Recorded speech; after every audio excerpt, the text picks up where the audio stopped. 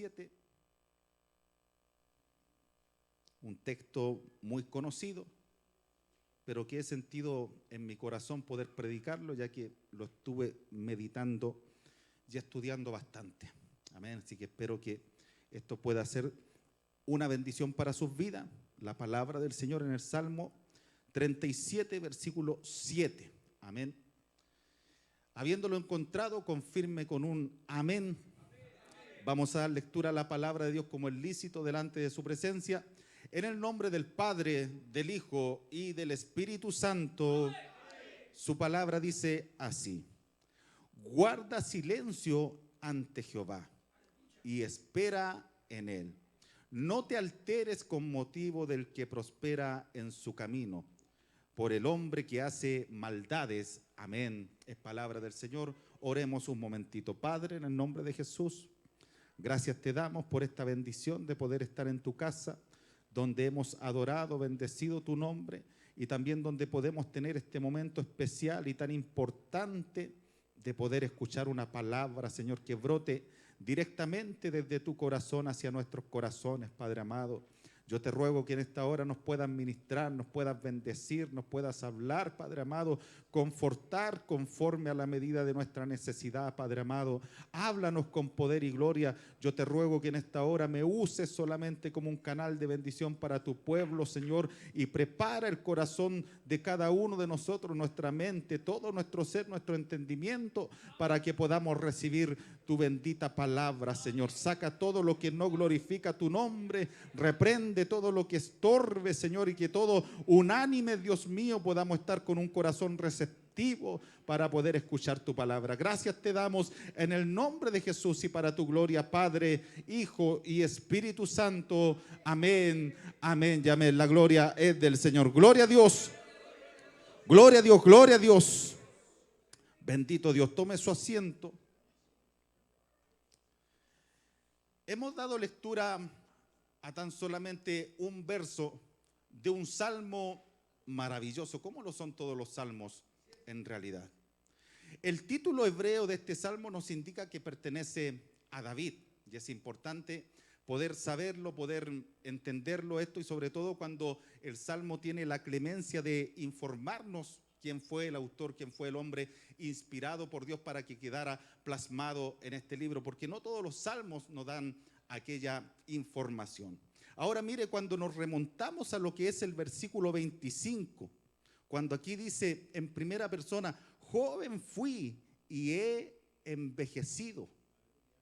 Lo que nos está diciendo es que este salmo fue escrito por David ya en una etapa de madurez, en una etapa en que ya había envejecido, en que ya habían pasado muchos años.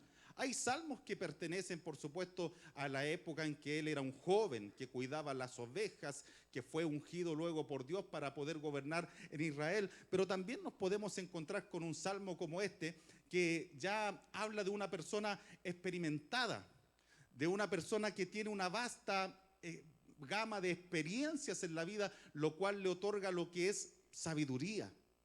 Porque la sabiduría es algo muy distante a lo que es meramente un conocimiento, porque conocimiento se puede tener tan solamente leyendo, tan solamente estudiando, almacenando datos, almacenando información. Pero cuando hablamos de sabiduría es cuando todo eso que aprendí a través de la experiencia lo he aplicado, lo he vivido, ha sido la base para mis decisiones. Ha sido la materia prima para la cual poder caminar de la manera correcta en la vida que el Señor nos ha puesto. Entonces, bajo este punto de vista podemos ver que este salmo está bajo la categoría de los salmos sapienciales. Un salmo lleno de instrucción, un salmo lleno de sabiduría, un salmo lleno de enseñanzas prácticas para nuestras vidas. Ahora también debemos notar el detalle de que el estilo del salmo, cuando vemos sus 40 versos, de los cuales por supuesto no podemos hablar de todos en esta hora, pero sí podemos decir que el estilo de este salmo es acróstico. ¿Qué quiere decir esto? Que es una forma poética en que va ordenando cada verso, cada estrofa en un orden alfabético, según el alfabeto hebreo, por supuesto. Entonces, es así como va siguiendo un patrón en un orden específico y de una manera progresiva. Es decir, cada una de las enseñanzas van progresando, se van haciendo cada vez más finas, se van haciendo cada vez más específicas y en un tono cada vez más fuerte para poder enseñarnos, para poder instruirnos. Entonces, dentro de esto podemos ver que en un término general, el salmista va presentando de una manera educativa, de una manera didáctica, un contraste entre lo que es la vida del justo y lo que es la vida de un impío. En lo que podemos ver una problemática que David en esto siente en su corazón.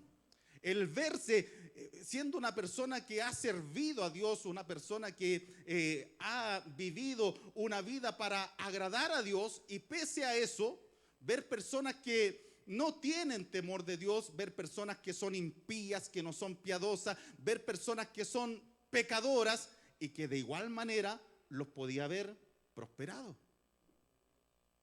David no veía esto desde un punto de vista de la pobreza, o sea, no es la del pecado, porque sabemos que David tenía una gran prosperidad en todo lo que es su reinado, en todo lo que es su palacio.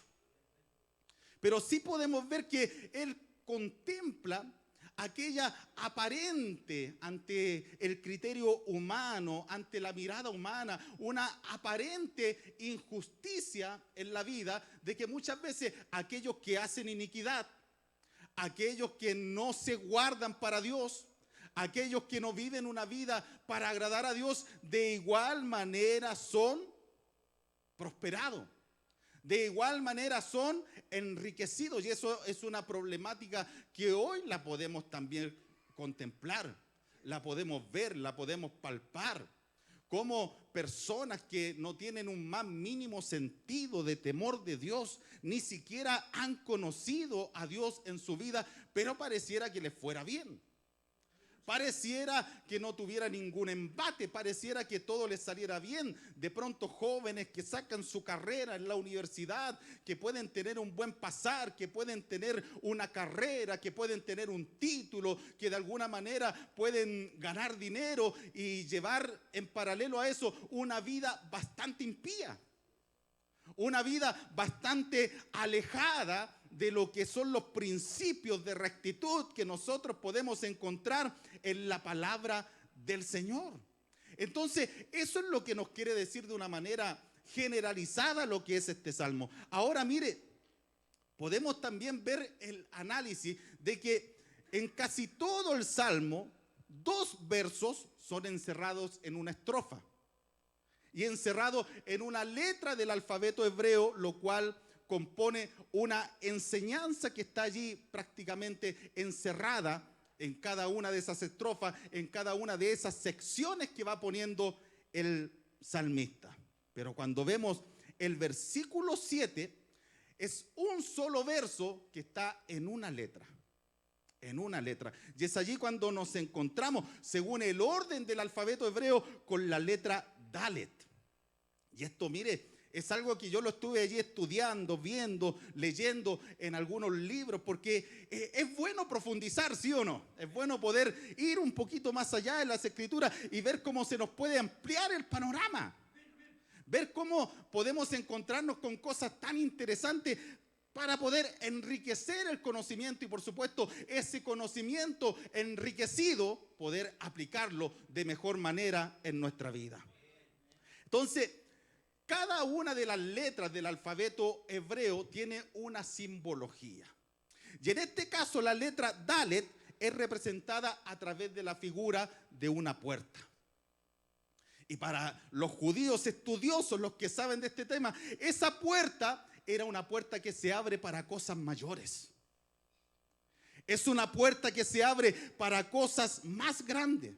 Entonces, ahora los judíos, los hebreos tenían este pensamiento en su corazón de que a quienes Dios les podía abrir esta puerta eran personas que vivían una pobreza, pero no tan solamente una pobreza material, sino que una pobreza de corazón, una pobreza de espíritu, como también lo indicara el Señor Jesucristo en su Sermón del Monte en el capítulo 5, versículo 3 de Mateo. Bienaventurados los pobres en espíritu, porque ellos verán a Dios.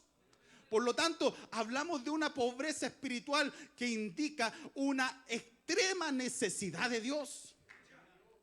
Una persona que independientemente de las cosas que puedan transcurrir en esta vida, siempre tiene una vida rendida ante una dependencia de Dios.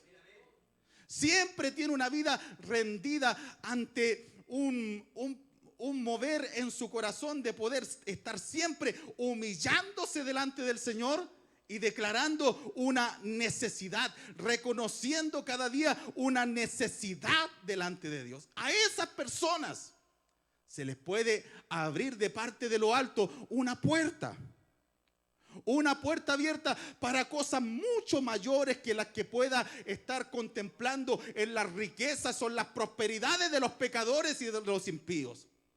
Porque yo sirvo a un Dios de cosas mayores. Yo sirvo a un Dios de cosas mucho más grandes que todo lo efímero, que todo lo pasajero, que todo lo superficial, que todo lo que pueda estar a la vista de nuestros ojos. Por lo tanto, en la enseñanza de este versículo, en la pretensión, en el propósito que tiene David aquí al poder instruir, al poder expresar esta sabiduría, al poder expresar esta sapiencia, es poder provocar que los lectores tengan una buena actitud ante esta problemática. Sabiendo que teológicamente también podemos ver, podemos contemplar en este salmo a un Dios que es soberano, a un Dios que hace como Él quiere, a un Dios que hace como a Él le place. La misma lluvia que vimos hoy día, Él en su soberanía, en su bondad, en su misericordia, la derrama sobre los buenos y sobre los malos. Entonces nosotros debemos ponernos bajo una sujeción, bajo una dependencia de un Dios que actúa en base a su soberanía, en base a su poder. Es porque Dios es un Dios trascendente, un Dios que supera todo lo creado, porque Él es el creador de todas las cosas. Él es el creador de nuestras vidas. Por lo tanto, ¿podríamos nosotros contender con Dios? ¿Podríamos nosotros reclamarle a Dios? ¿Podríamos nosotros de alguna manera cuestionar a Dios, interrogar a Dios por qué hace esto o por qué hace esto otro? No, sino que esto nos llama a tener una bendita sujeción ante el mover, ante el actuar de este Dios soberano. Entonces, en este verso que lleva esta letra que es Dalet, de un Dios que abre puertas, de un Dios que bendice, de un Dios que derrama su bendición sobre los justos, aquí podemos encontrarnos con dos actitudes que debemos tener. Dos cosas que deben estar en nuestra vida, dos cosas que deben primar en nuestro corazón. Aunque muchas veces la aflicción nos pueda azotar, aunque muchas veces el problema nos pueda poner en una incertidumbre, humanamente hablando, porque ¿quién no se ha sentido en una incertidumbre alguna vez?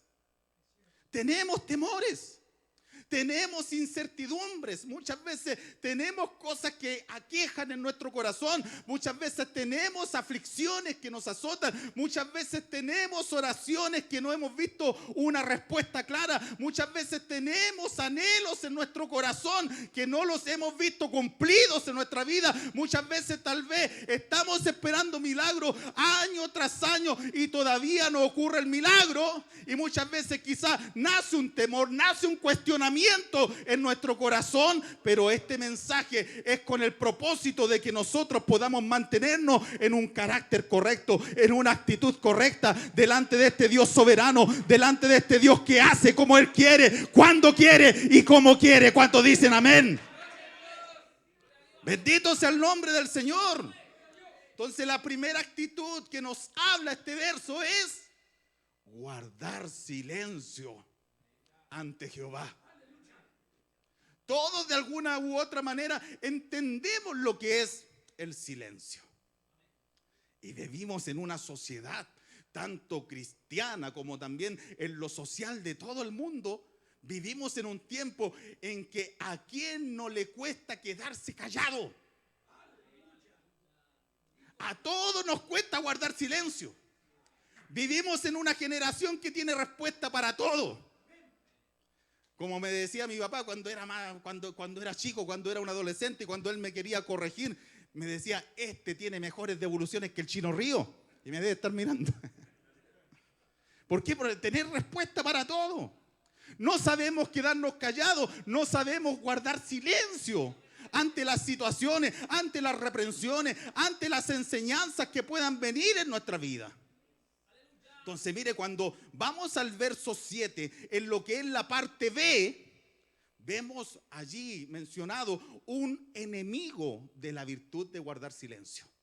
Cuando dice la parte B, no te alteres. No te altere, el alterarse. Es un enemigo del guardar silencio, es un enemigo de la quietud que nosotros debemos tener en esta situación. Porque muchas veces, claro, cuando nos sentimos en paz, cuando nos sentimos tranquilos, podemos guardar silencio.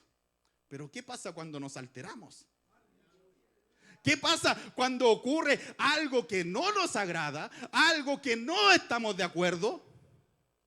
Algo que no nos parece ni en nuestra mente ni en nuestro corazón, y muchas veces como que se nos calienta la sangre, como que algo empieza a hervir dentro de nosotros y se comienza a calentar la lengua y comenzamos también a proferir palabras. Y muchas veces esas palabras en aquellos momentos no son bien dichas. Muchas veces las palabras que en aquellos momentos salen por nuestra boca son palabras destructivas, son palabras que no bendicen, son palabras de queja. Son palabras muchas veces de una desazón en el corazón. Son palabras que no van a animar a nadie, que no van a alentar a nadie, que no van a bendecir a nadie. ¿Por qué? Porque muchas veces cuando estamos alterados es cuando decimos cosas sin pensar. A ver, ¿quién se alteró hoy? No dígame tan fuerte. No, si reflexionenlo en su corazón nomás. Porque aquí estoy hablando con seres humanos, yo no estoy hablando con ángeles, yo no estoy hablando con personas, que le falta la pura aureola, le falta la pura ala y debieran estar tocando arpa allá arriba en el cielo si es que no le pasan estas cosas. No, yo lo digo porque a mí me pasa también. Muchas veces me he alterado, muchas veces he dicho nada que ver esto otro. Nos pasa porque somos personas que tenemos un corazón, que tenemos sentimientos, que tenemos pasiones, que tenemos pensamientos, que tenemos una enseñanza, y muchas veces nos va a pasar aquello, nos vamos a alterar por alguna situación. ¿Cómo no nos vamos a alterar cuando vemos las injusticias que se presentan muchas veces a través de un gobierno que ha sido totalmente corrupto, a través de un gobierno que muchas veces podemos verlo como ha practicado tanto la injusticia, un gobierno tan superficial, un gobierno tan alejado de la verdad, que muchas veces están preocupados de cosas superficiales y no se preocupan de cosas que verdaderamente valen la pena? El presidente Boric está preocupado de hacer un cementerio para los perros, para los gatos, para los pollos, al mismo tiempo que quiere legalizar el matar seres humanos que están dentro del vientre de una mujer. O sea, ¿cómo no nos vamos a alterar en esas situaciones? Claro, porque amamos a Dios, tenemos celo, tenemos pasión, y muchas veces podemos alterarnos hasta de una manera sana. Pero aquí podemos ver esta característica de alterarse como un enemigo de la virtud que aparece aquí, que es guardar silencio. Así también como en el versículo 1 podemos ver que dice, no te impacientes. O sea, la impaciencia. ¿Cuántos tienen paciencia aquí? Oiga, si somos cada vez más impacientes. Entonces la impaciencia también es un enemigo del silencio. Porque mientras más nos impacientamos, más vamos a hablar, más vamos a proferir palabras. También dice, ni tengas envidia. La envidia muchas veces nos puede llevar a decir cosas incorrectas. También el versículo 8, cuando dice, deja la ira. Ay, santo. Oiga, yo me incluyo en todo esto. Amén, deben estar diciendo varios. Deja la ira y el enojo.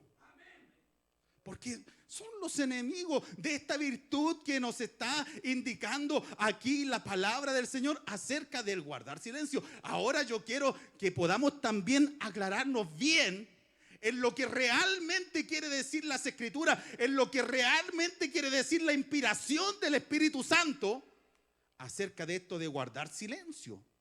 Mire, la palabra hebrea, tanto allí para estas dos palabras juntas, guarda silencio, en el hebreo es una sola palabra que es damam. Damam. Y esa palabra no se trata de ausencia de sonido. No se trata de eso. No se trata de meramente estar sin hablar. Aquella palabra damam es una palabra activa, es una palabra fuerte que significa literalmente quedar mudo ante algo majestuoso. Quedar mudo ante algo que es sorprendente. Esto es parecido a lo que dice el Salmo 46, verso 6, cuando dice estar quieto. Allí usa la misma palabra, estar quieto, pero es esa quietud, no de una pasividad, no de una rendición perdedora, no, sino que cuando una persona queda quieta y queda tal vez muda, pero quedar sobrecogida de asombro por haber contemplado algo mayor, por haber contemplado algo que le supera. Y ahora, como dice después el texto, estad quietos y conoced que yo soy Dios. O sea, hablamos de este Dios que es asombroso. ¿Cuántos dicen amén? Hablamos de este Dios que es sorprendente. Por eso cuando hablamos de esta acción de guardar silencio delante de Dios, no se habla de una quietud de rendición, de una quietud de derrota, de una quietud de resignación, sino que se trata de un momento en que quizás yo puedo ver muchos problemas, en que tal vez yo pueda ver muchas aflicciones, en que tal vez las injusticias puedan golpear mi mente, pero ante todo yo pongo mi mirada arriba. Yo pongo mi mirada en el trato de Dios. Y cuando somos personas que hemos conocido a Dios, cuando somos personas que hemos nacido de nuevo, que hemos experimentado la presencia de Dios, nosotros tenemos a un Dios que no deja de asombrarnos. Nosotros tenemos a un Dios que no deja de sorprendernos, un Dios majestuoso que ante el toque de su gloria, que ante su presencia, que ante el trato que Él tiene para con nuestras vidas, muchas veces vamos a quedar atónitos, muchas veces vamos a quedar sobrecogidos de asombro. Por eso no es una quietud de resignación, no, es una quietud de un temor reverente delante de Dios, es una quietud de adoración, es un silencio de estar sorprendido. Y si van a salir palabras por mi boca, van a ser palabras para adorar a Dios, van a ser palabras para bendecir a Dios, porque este Dios supera todo, este Dios lo trasciende todo, este Dios está por encima de cualquier injusticia, de cualquier maldad que se pueda presentar en este mundo. Por eso aquí podemos estar un grupo de personas que podemos sobrecogernos de asombro. No hemos perdido delante de Dios la capacidad de asombro, y es por eso que le adoramos, es por eso que salen palabras por nuestra boca, palabras de alabanza en lugar de queja, palabras de adoración en lugar de lamento, palabras que exaltan su nombre, palabras que bendicen su nombre, palabras que proclaman su grandeza, porque Jehová es bueno y para siempre es su misericordia. Oh, bendito sea el nombre del Señor. ¿Cuántos se asombran de Dios en esta hora? Él es asombroso, Él es sorprendente. Cuando aún en los momentos más bajos, en los momentos más adversos, Él viene y nos toca, Él viene y nos acaricia, Él viene y nos alienta. ¿Acaso no es motivo para sorprendernos? ¿Acaso no es motivo para alabarle? ¿Acaso no es motivo para callar nuestras quejas? Y decirle: Señor, gracias porque me has sostenido, gracias porque has sido bueno para con mi vida. Oh, mi alma te alaba, Jehová. Bendito sea el nombre del Señor. Por eso nos va a llevar a mantener una actitud reverente delante de Dios. Como dice el Salmo capítulo 4, versículo 4, cuando dice: temblad. ese temblor reverente. Y no pequéis, meditad en vuestro corazón estando en vuestra cama y callad. Callad. Cuando muchas veces el corazón quiere quejarse, tal vez.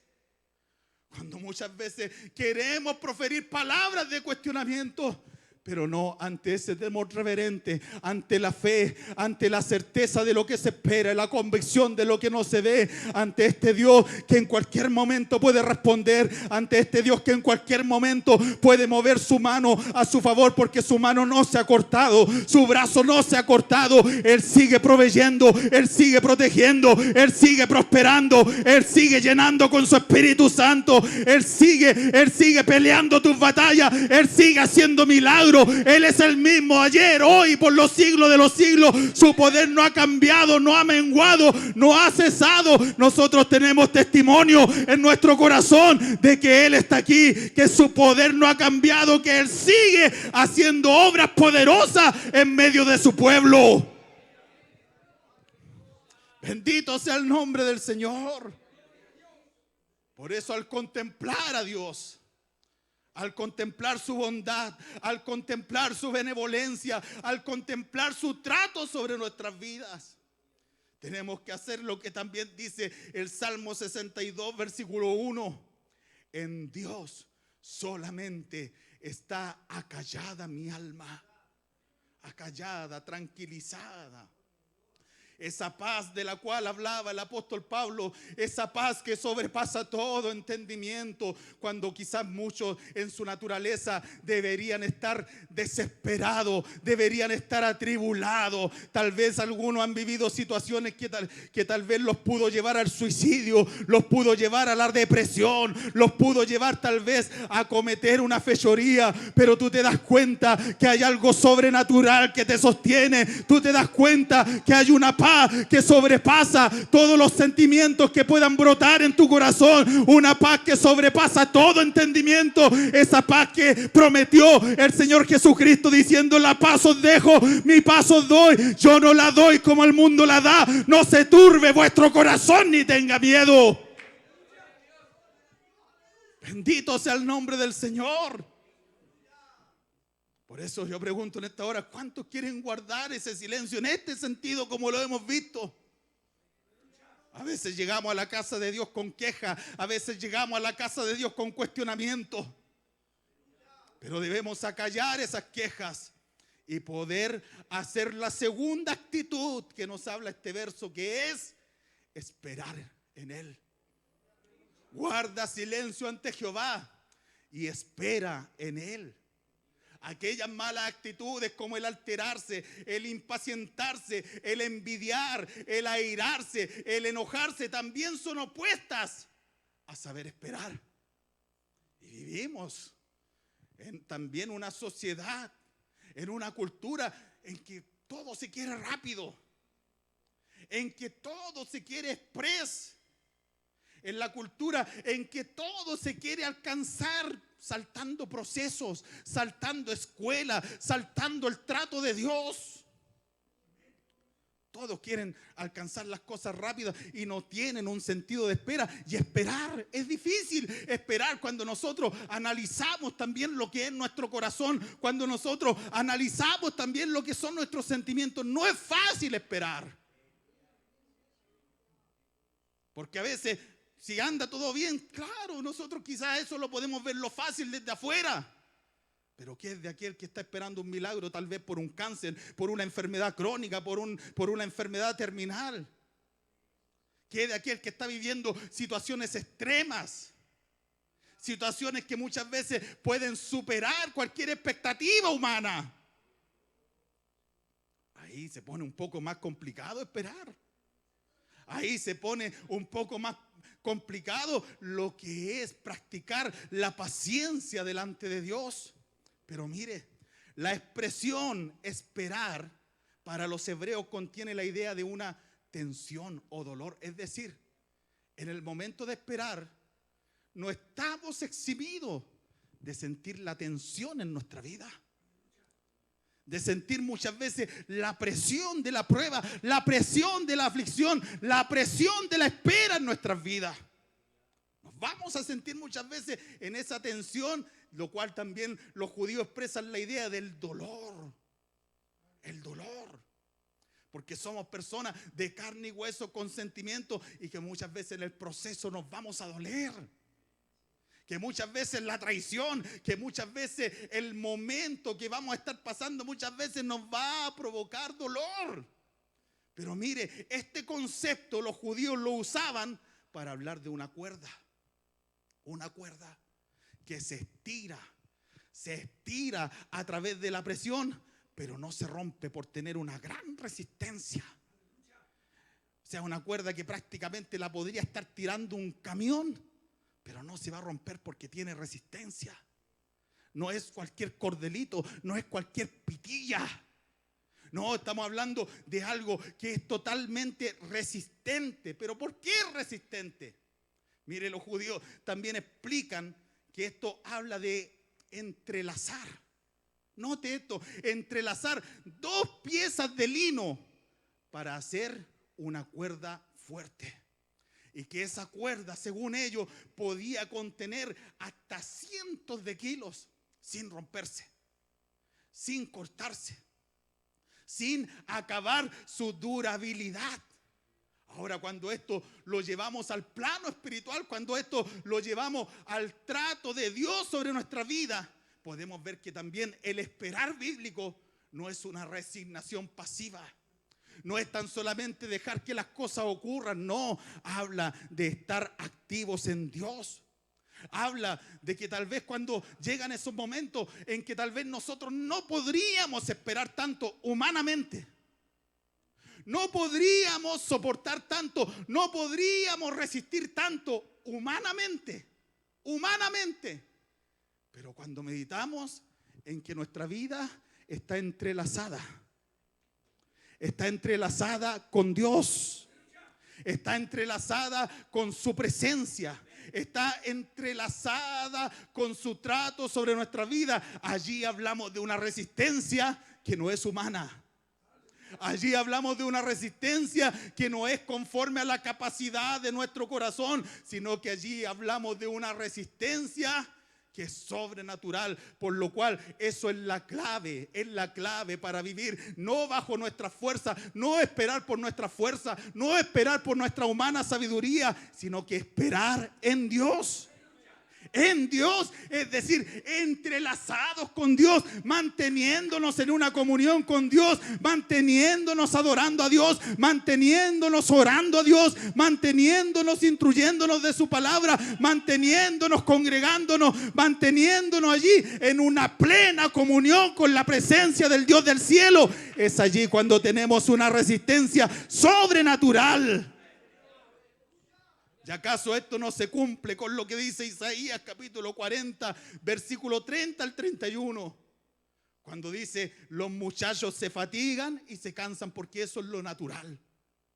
Eso muchas veces el ser humano no lo va a poder evitar. Los jóvenes flaquean y caen. Muchos caen en el proceso. Muchos tropiezan en el proceso, pero dice, pero los que esperan, los que viven entrelazados con Dios, los que viven en comunión con Dios, los que esperan, no pero de una manera pasiva, no de una manera superficial, no de una manera monótona, no de una manera de una resignación de derrota, porque Dios no es padre de derrotados. Él es el Dios de la victoria. Y si caes derrotado, Él no te va a dejar derrotado. Él te va a levantar. Él te va a dar una nueva oportunidad. Porque Dios no es padre de fracasado. Él te lleva por el camino de la victoria. Él te lleva por el camino del triunfo. De manera que puedes decir, como decía el apóstol Pablo, en medio de todos sus procesos, él decía, todo lo puedo en Cristo. Todo lo puedo entrelazado con Cristo. Todo lo puedo en comunión con Cristo. Todo lo puedo sirviendo a Cristo. Porque Él me fortalece. Por eso aquí también dice, pero los que esperan a Jehová tendrán nuevas fuerzas. Nuevas fuerzas. Por eso tú ves en el camino cuando muchos caen a la diestra o a la siniestra, personas que caen, personas que sucumben, personas que se van, personas que dejan de servir a Dios, personas que dejan de honrar a Dios. Pero como tú has llevado una vida entrelazado, tal vez ante tu humana sabiduría, ante quizás tus pensamientos, tal vez ni entiendes, tal vez te preguntas, pero ¿cómo todavía estoy aquí? Han pasado los años, han pasado las décadas y no entiendo por qué todavía estoy aquí. Si pasé por esto, pasé por esta situación, pasé por esta otra situación, no sé cómo he llegado hasta aquí, no sé cómo todavía estoy en pie. Si muchas veces pensé en alejarme, muchas veces pensé en dejarlo todo, pero te das cuenta que si estás en este lugar, que si todavía tus pies están aquí en la casa del Señor, si todavía tienes una palabra de adoración, si todavía estás predicando, si todavía estás ejerciendo un ministerio, si todavía estás sirviendo a Dios, si todavía e incluso a pesar del problema, a pesar de la tribulación, a pesar de la espera, a pesar de la aflicción, tú dices todavía estoy aquí. No son mi fuerza, no es mi sabiduría, no es mi naturalidad, no, eso sobrenatural que es estar entrelazado con Él, porque cuando estoy entrelazado con Él voy recibiendo nueva fuerza, voy recibiendo nuevas oportunidades. El Señor me va llenando, el Señor me va fortaleciendo, el Señor me va ayudando, por lo cual puedo decir: Ebenezer, hasta aquí me ayudó Jehová. Oh, bendito sea su nombre. Por eso yo no sé cómo está su situación de vida en esta hora, pero cuando vemos el 27:14, cuando el salmista dice: aguarda Jehová, esfuérzate y aliéntese tu corazón, hermano. Aliéntese tu corazón, hermana. Sí, espera a Jehová. Por eso, hermano, mire estas dos actitudes que nosotros tal vez las sabía. Gloria a Dios por eso. Pero si Dios te las recuerda, si Dios nos ministra esta palabra, así como yo me siento ministrado en esta hora, yo me siento bendecido en esta hora por la palabra. Dios me está hablando a mí, Dios me está a través de las palabras que están saliendo por mi propia boca, también Dios me está ministrando a mí, también Dios me está hablando a mí, también Dios me está confortando, fortaleciendo a través de esta palabra. Estas dos actitudes debemos conservarlas en nuestras vidas. No debemos desanimarnos, ni desalentarnos, ni abandonar nuestros principios por ver la vida de los impíos de afuera. Si aquí la palabra del Señor en todo este salmo dice que a los impíos les espera el mal, a los impíos les espera la condenación. A los impíos no les espera nada bueno, pero nosotros cuando estamos tomados de la mano de Dios, cuando estamos en su presencia, nosotros vamos por el camino seguro, por lo cual nosotros debemos seguir guardando nuestros principios. Podemos ver que David, al escribir estas palabras, lo hacía con moral, lo hacía con autoridad moral, porque mire, él fue ungido a los 17 años. Pero ¿cuánto tiempo tuvo que esperar para reinar? Aproximadamente 13 años tuvo que esperar, en que fue traicionado, en que fue perseguido, en que Saúl, endemoniado, quería matarlo, en que tuvo que andar en el desierto, en que tuvo que andar escondiéndose en las cuevas. Tuvo que pasar hambre, tuvo que pasar frío, tuvo que ser rodeado de personas endeudadas, afligidas más que él, de amargura de espíritu, viviendo una situación en la cual no era fácil esperar. Y cuando incluso podía tener la espada en su mano para atravesar a Saúl en 2 ocasiones que tuvo la oportunidad, no lo hizo. No se alteró, no se impacientó, no se dejó dominar por la ira, sino que en esos momentos guardó silencio y siguió esperando en Dios. Y si profirió palabra, fue para decir: no, yo no voy a extender mi mano contra el ungido de Jehová. A veces nos queda la vara tan alta cuando vemos estas situaciones en la palabra del Señor. Tal vez yo no conozco su vida. Tal vez usted puede estar aquí con una alabanza. Tal vez usted puede estar aquí con un corazón lleno de adoración, con un rostro sonriente, pero yo no conozco su realidad, que tal vez usted está pasando por un desierto espiritual.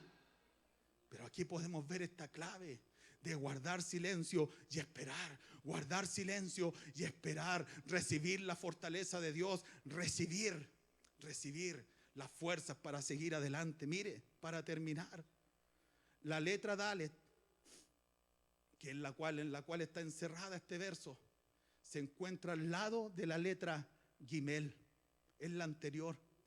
Y podemos ver que Dalet representa al necesitado y Gimel, ¿sabe a qué representa? Al que da, al que da. ¿Cuántos conocen al que da? ¿Cuántos conocen? Aquí el proverbista decía: la bendición de Jehová es la que enriquece y no añade con ella tristeza, el que da. Y podemos ver que en el alfabeto hebreo estas letras son inseparables, porque Dios siempre va a estar al lado de los que se rinden delante de Él. Siempre va a estar al lado de los que permanecen en comunión con Él. Y siempre va a estar allí para darles. Siempre va a estar allí para socorrerles, para bendecirles. Mire, podemos ver en el Nuevo Testamento dos iglesias, la iglesia de Filadelfia, la iglesia de la Odisea. La iglesia de la Odisea llevaba una tibieza, no tenía comunión con Dios, sin embargo decía: me he enriquecido y no tengo necesidad de nada. Pero Dios los veía pobres, desnudos, desventurados, ciegos. Pero a la iglesia de Filadelfia se le presenta a Jesús como el que tiene la llave de David, el que abre puertas. Recuerde que esto también simboliza el que abre puertas. Y le dice a aquella iglesia: yo conozco tus obras. Yo conozco tus obras y he puesto delante de ti una puerta abierta, la cual nadie podrá cerrar. Mire, no va a haber diablo, no va a haber presidente, no va a haber impío, no va a haber nadie que la pueda cerrar. He puesto delante de ti una puerta abierta, la cual nadie podrá cerrar, porque aunque tienes poca fuerza, eso según varios escritores quiere decir que esta iglesia tenía poco poder económico.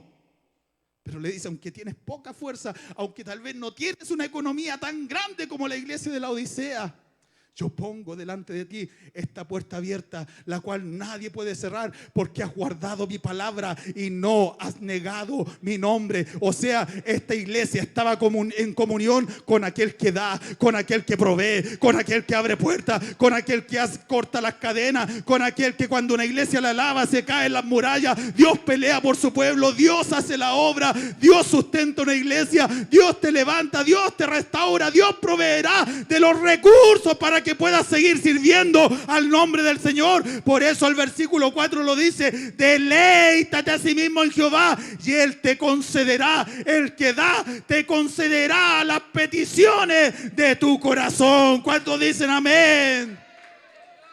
Aquí está el que da, aquí está el que da. La palabra del Señor dice en Santiago capítulo 1 versículo 17: toda buena dádiva, todo don perfecto desciende de lo alto, del Padre de las luces, en el cual no hay mudanza ni sombra de variación. Él no varía, Él sigue siendo el mismo. ¿Cuánto alaban al Señor por esta palabra? ¿Cuántos dicen: Señor, yo quiero guardar ese silencio delante de ti? Señor, yo quiero aprender a esperar en ti. Quiero aprender a refugiarme en ti. Que mi alma esté acallada delante de ti. Dígaselo al Señor allí en medio de su proceso, de sus situaciones. Dios le ha traído esta palabra para alentar su corazón y para que siga allí adorando a Dios, para que no pierda sus principios, para que siga teniendo la calidad de cristiano que Él se merece que seamos. Vamos a orar. Comience allí a clamar.